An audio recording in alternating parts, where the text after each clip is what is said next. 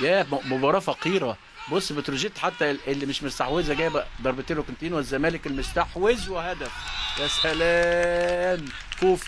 كوفي في غفله من الزمالك المتخاذل، ويحط في الدقيقه 30 كوفي محمد كوفي هدف، يعني في حراسه دفاع نادي الزمالك في الدقيقه 30 من زمن الشوط الاول.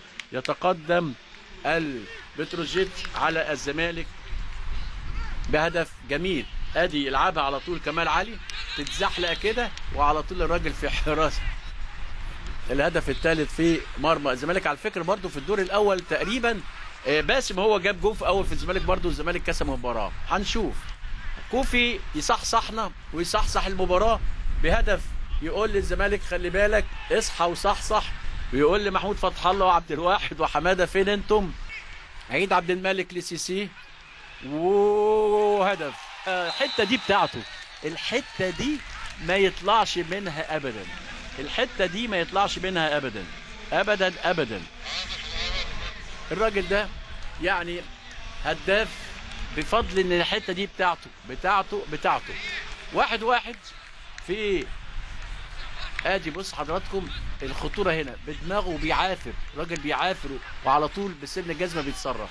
واحد الزمالك واحد بتروجيت، انما لعبها له يعني عيد، وهو بص هو اللي عافر فيها. هدفه الثالث هذا الموسم اهو، وكان هدفين في سان جورج، وبدات تفرج بالنسبه له بالخير يعني. مهدي سليمان ويلعب الكره اماميه هناك، وعلى طول تتلعب وهدف على طول لمحمد رجب اللي لسه نازل. هدف على غير سير المباراه.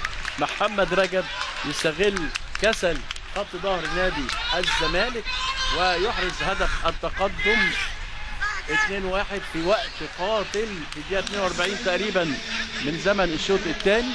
واحلى لحظات المباراه بص بقى كوفي اللي لعبها، وتروح الكرة على طول لمروان، يقع مروان ويتابعها محمد. بص السرعه بقى، ادي مروان اول كرة يلعبها صح، انما لفها فتح الله يصطادها محمد رجب عشان يحرز الهدف الثاني. ادي مروان وادي محمد رجب، واثنين بتروجيت واحد الزمالك.